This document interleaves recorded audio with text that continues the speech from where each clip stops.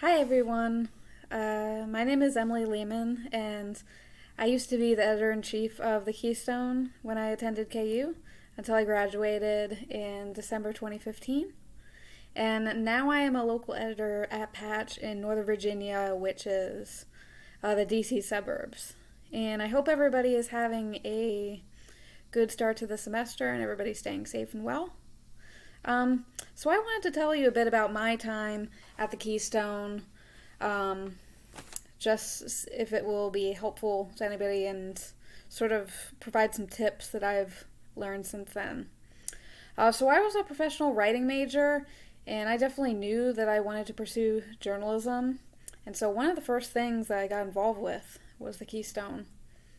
So I stopped by a meeting, talked to the news editor, really got my first assignment, and hit the ground running and started writing stories.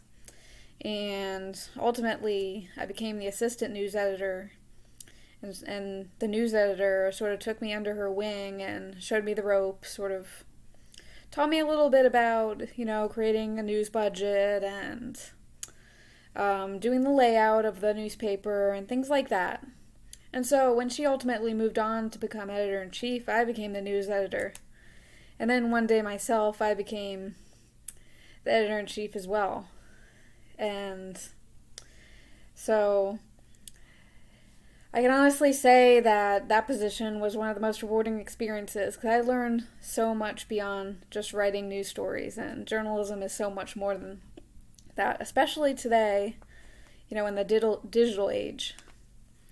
And so, with that position, now it was not just writing stories, it was managing staff, it was overseeing business aspects of the paper, and working on building a web and social media presence since everybody is sort of using online things more.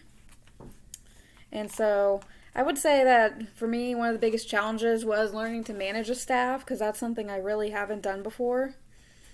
And for me, as editor-in-chief, it meant sort of making sure everybody is working on their tasks, checking in with everybody. That would often be during the staff meetings or just whenever people would pop into the newsroom and, be working on things. And it was sort of my job to make sure all the gears are turning. And then if there's something that I need help with or something I didn't know, I could always turn to the advisor too. And that was in a way sort of a collaborative effort, but I sort of had to watch what people were doing. So that's a big thing.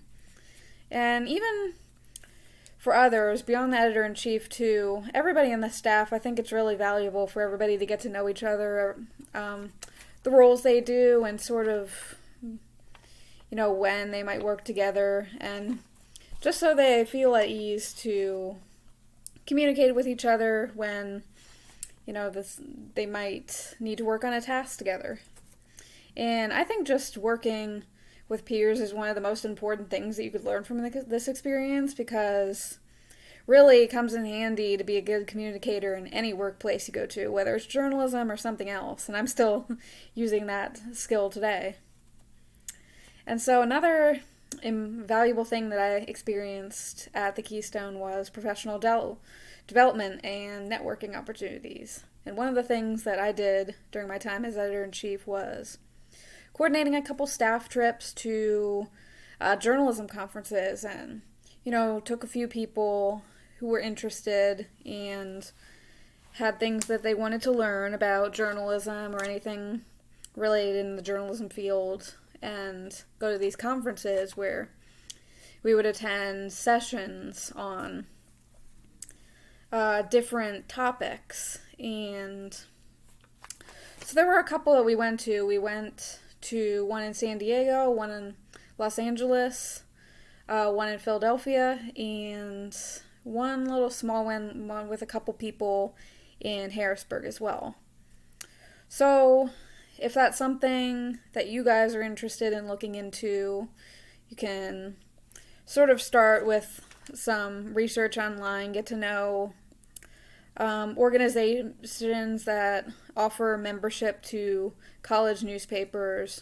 The one that I worked with a lot was the National College Media Convention. They hold conferences twice a year at different locations in the U.S. And then the other one, I believe, was the PA News Media Association.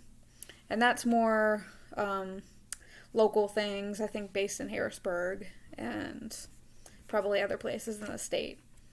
So, really, if that's something that you are interested in doing, another part of that is knowing that it comes with some planning, being able to, I guess, budget for those expenses. And the way that we were able to do it during that stage was that we had some advertising revenue from the print and other things, and we sort of used that to fund these trips. And so if advertising is something you guys are looking to build up, that's definitely a good revenue source for funding staff professional development opportunities or things like that. And then another option is if you want to coordinate fundraisers too, that's a way to get some money. And I mean, I know these trips can be expensive these days, so even if you're just looking for any kind of network opportunity, I'd recommend looking into some local ones. So it's really just the cost of registration and getting transportation there, coordinating that. And so another thing I learned, both from attending these conferences and just from my own research, is, and it's a tip that I would give you guys, is read other publications, college publications. And you can really see what others are doing, how they're covering things, what their newspaper looks like these days, how they're handling online. And you could just look at examples around the country. There are so many cool ones that I came across just going to these conventions, ones that won awards and everything. They're just really great at, the design and their websites and the stories they cover. It's just great, and really it's great to learn from peers from all over, and sort of you can draw some inspiration from that for your own newspaper in Kutztown. And I would especially recommend looking at the other papers at the state universities in PA too, because often you might have similar topics or have sort of similar coverage, I would think. And so another big thing for me during my time as editor-in-chief, one of the things that was really happening at the point was sort of a transition from more of a print-based model to something that was more a hybrid of print and online. And as you can see here, this is what print used to look like, and I actually had a story right there too. And there's another one as well. Yeah, so we used to do print all the time at the Keystone. Actually, when I got there, they had been doing it every week. It was all print. There wasn't really much in the online. I mean, sometimes there were stories that would be shared to the website, but it wasn't really updated regularly. And it was just really based on getting everything in print every week. So one of the challenges I faced getting there when I was editor-in-chief was sort of transitioning from more of that print model to sort of doing a less frequent print model and really building up the online site too. And it was really important to be able to post all of the stories that were going in the print online, make sure those are online, and making sure those are going out on social media as well. So that was one of the biggest challenges that we sort of worked on during my time there. And I would say it's even more online from what I could see today. It's more online based. And one tip I would give you just from my professional experience too, since I am a full-time online reporter. I do pretty much completely online reporting, and nothing gets published in print anymore because print is sort of on downfall, and a lot of people get their news from social media and online these days. So a tip I would give is, I would say it's important to budget out stories regularly, of course, but then it's also important to cover breaking news when it comes up too. And then the other thing is make sure those stories are updated when there are updates. So, yeah, and then sort of make sure those stories are updated online, and you could even send out updates when they do come up on social media, and that's a way for people to stay informed about breaking developments that are happening, whether it be, police news or, campus news, just really breaking topics when they come up. I mean, even for me in my job, it's not often I get a ton of breaking news all the time, but it is good to, delegate those duties and make sure you guys are covering those breaking news, because it really does have an impact on, I would say, readership, and it sort of helps you gain trust among readers that you are a reliable source to come to for breaking news. And that's why you really want to do that online when people are really just looking at things in the moment when they come up on their smartphones or on their computers or wherever they're getting their news these days. So I'd also like to give a couple ideas for coverage, if you're looking for them too. This is sort of stuff that I've learned from my job too that I totally would have loved to do more of when I was at the Keystone as well. Something that would be cool to do regularly is profile student groups. Just look at maybe spotlight a different group every so often, and talk to students that are involved or running that, and it might really have an impact because students that read about it, they might know more about an organization that they didn't know before, and maybe they want to join or get involved or see what those organizations are doing, and it's cool to spread the word about them. And the other thing is, once you get in touch with those student groups, they may come to you in the future with story ideas too, so it's good to sort of build up those sources, because once you talk to people once for a story, they may be like, hey, I'll keep you guys informed about any other story ideas, and they'll email you later about something, and then you got a ton of ideas. It's really valuable to sort of build up sources like that. So another cool idea would be have somebody or even a couple people just sort of scope out what's new with businesses in town. I like to do that in my job too. It's really cool to just sort of take some time, go around town, see what's opening, see if anything's closed, see if businesses or other really places in town are doing anything new, any events, and just sort of snapping a photo of those, seeing if you could find out what's going on with business openings and closings. Those are just cool stories that's really cool, and again, people on campus would love to hear about those kinds of things. I know my readers love to hear about business news too, and those are some of my favorite stories to cover.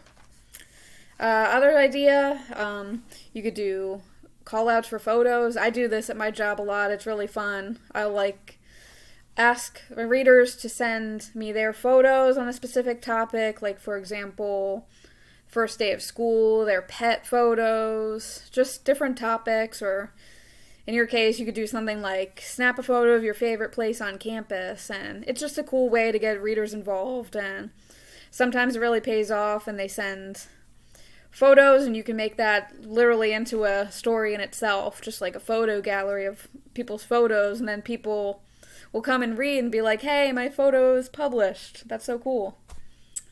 Another idea, if you wanted to look into doing surveys, I do this myself. I survey readers on different topics. Like right now, one of them is how do people feel about mask policies and vaccine mandates, and we sort of ask readers to complete those, share their thoughts on those, and we get like a general number, like 50% support this, and that turns into a story itself, just if you get good participation. And that's just a really cool story to do if you got like specific topics that would be big that people would have opinions about on campus.